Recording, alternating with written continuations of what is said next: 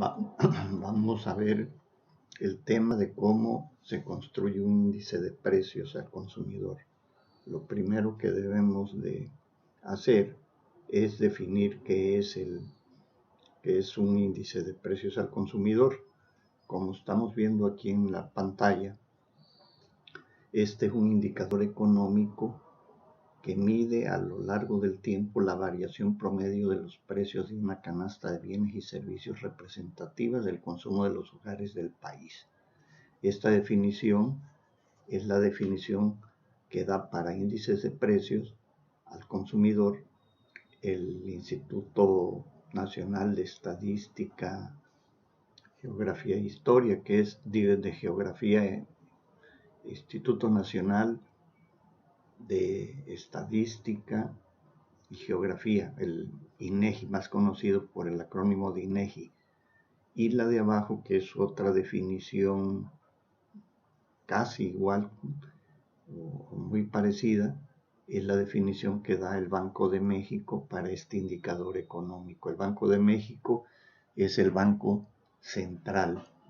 Entonces vamos a desmenuzar lo que es la definición, las dos definiciones, y posteriormente haremos un ejercicio y terminando el ejercicio veremos o señalaremos en qué podemos aplicar este índice de precios.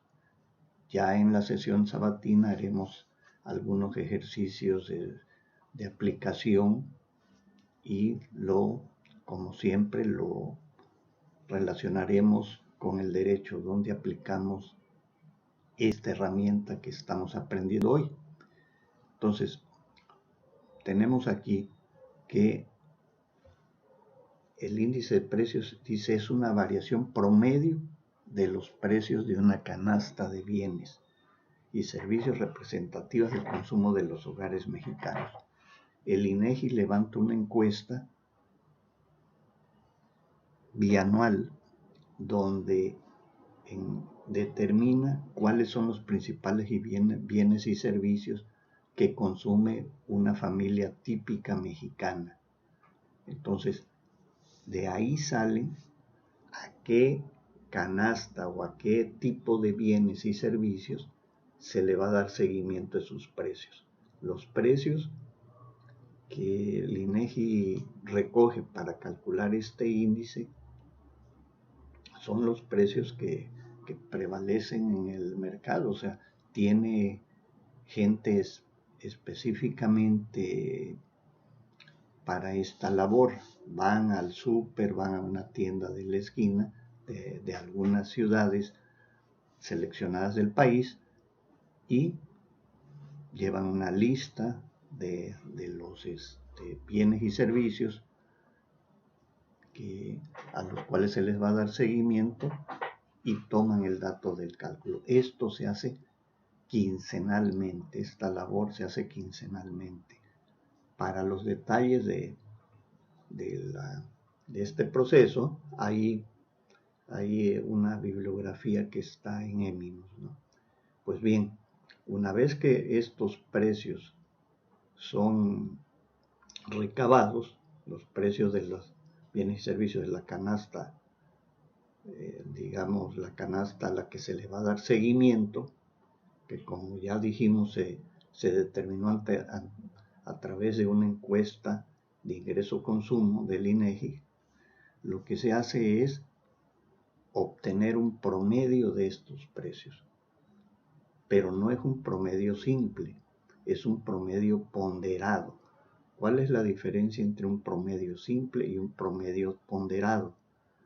Que en el caso de los promedios simples, la suma que uno obtiene de la suma de los datos que uno obtiene la divide entre el número de datos. En cambio, eso es en un promedio simple.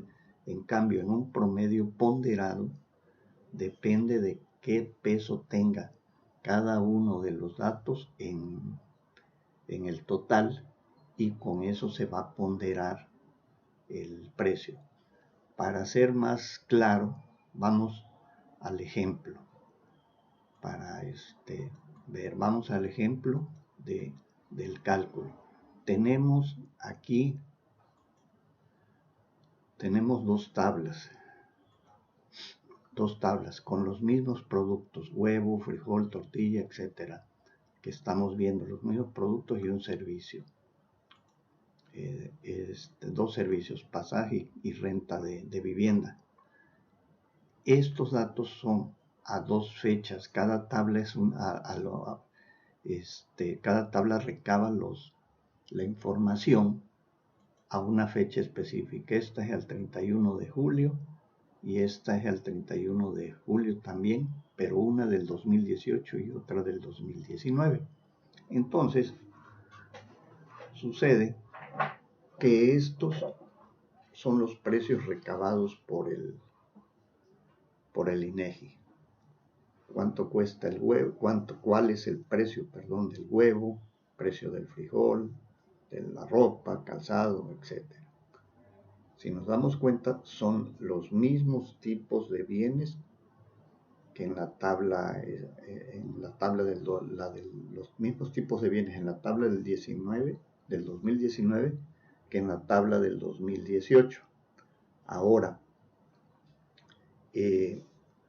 esta columna que dice ponderación se refiere precisamente a lo que hablaba yo hace rato. Como va a ser un promedio ponderado, quiere decir que un hogar típico mexicano gasta del total de su ingreso, después del 100% que tiene para destinar, para satisfacer sus necesidades, gasta un 14% en huevo, gasta un 12% en frijol y un 9% en tortilla, en refresco, etc.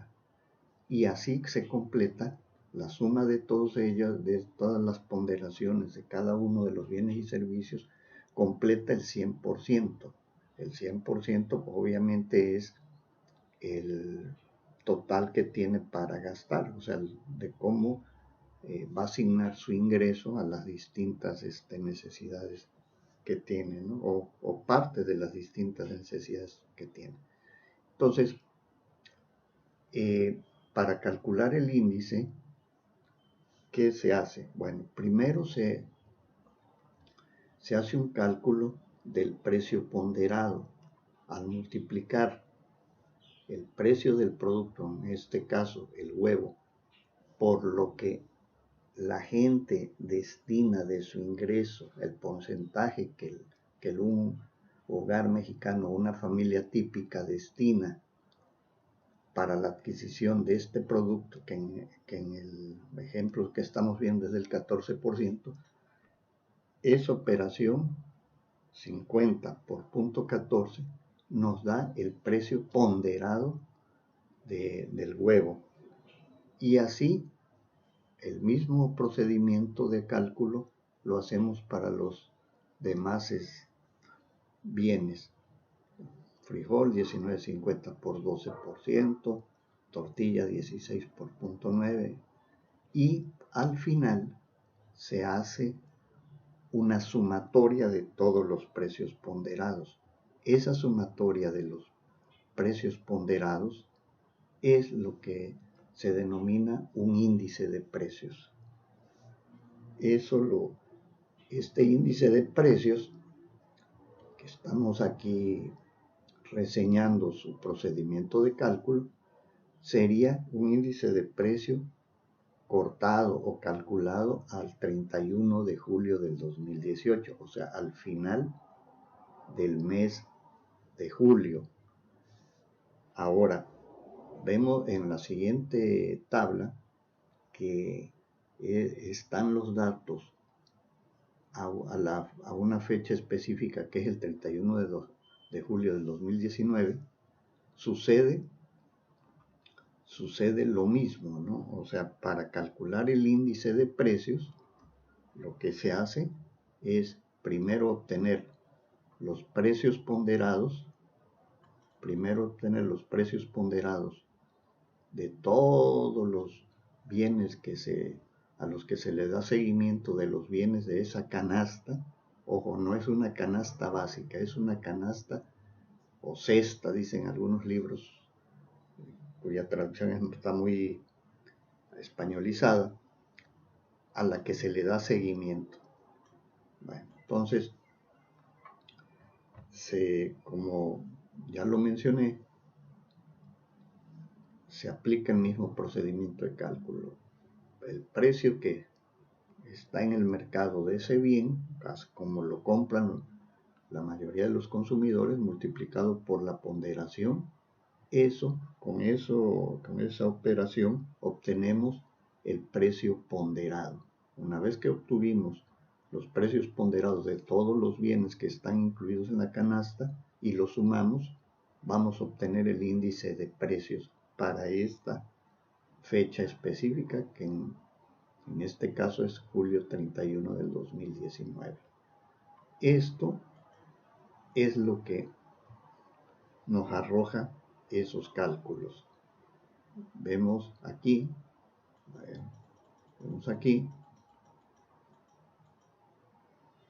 que 50 por 14% nos da 7 de precio ponderado del huevo, pasaje 11 por 10 nos da 1.10. Cuando sumamos todo, nos da un índice de precio de 740.94. Y en la otra serie de datos que están a la fecha del 31 de julio del 2019, tomando el mismo procedimiento y aplicándolo, obtenemos un índice de precios a esa fecha de 777.50. Pues bien, volvamos a la definición. La definición nos dice: un índice de precios al consumidor es un indicador económico que mide a lo largo del tiempo. O sea, tenemos dos promedios, uno al 31 de julio del 2018 y otro al 31 de julio del 2019. Dice, que mide a lo largo del tiempo. Ya vimos dos fechas, van acumulándose las variaciones de precio. La variación promedio de los precios de una canasta de bienes y servicios representativas. Todo el listado de bienes que se incluyen en el cálculo se derivan de la encuesta ingreso-consumo que el INEGI efectúa. O sea, no es arbitraria los bienes que están en la lista a la que se le va a dar seguimiento. Ahora dice, es la variación promedio de los precios de una canasta de bienes. O sea, pero vemos que no es un promedio simple, sino un promedio ponderado, y ese promedio está ponderado por lo que gasta cada familia o cada hogar mexicano en un producto en específico. Y ese dato de la ponderación también viene dado de la misma encuesta de ingreso consumo o ingreso-gasto de un hogar típico mexicano levantado por el INEGI. Todos estos cálculos de índices los efectúa por mandato constitucional el Instituto Nacional de Estadística y Geografía, el INEGI. Y en el caso específico de este indicador del Índice Nacional de Precios al Consumidor, hace quincenalmente este cálculo y lo da a conocer. O sea, se elabora un índice de precio cortado o calculado al día 15 de cada mes, y otro índice de precios nacional de precios al consumidor calculado al día último de cada mes. El del día 15, el de la primera quincena, como es conocido, el de la primera quincena del mes, se da a conocer a más tardar el día 25 y se publica el número, el coeficiente, se publica en el diario oficial de la Federación a más tardar el día 25 del mes en curso. En cambio, el Índice Nacional de Precios al Consumidor, que también se lo van a encontrar como el acrónimo de INPC, este lo da a conocer, el del cálculo del índice del final del mes, lo va a conocer el INEGI a más tardar el día 10 del siguiente mes. Entonces, recapitulando en la definición o en las definiciones, es una variación promedio de los precios de una canasta de bienes y servicios. Es una variación promedio, pero un promedio ponderado del listado de bienes y servicios más representativos que una familia mexicana consume o en los cuales aplica su gasto. Ahora, ¿en qué se aplica esto? ¿Para qué nos sirve? Bueno, nos sirve fundamentalmente para dos cuestiones. Una, para calcular la inflación, y dos, para deflactar, que es como lo vamos a estar utilizando inicialmente para ver la diferencia entre una cifra en términos nominales y en términos reales. Entonces, podemos aplicar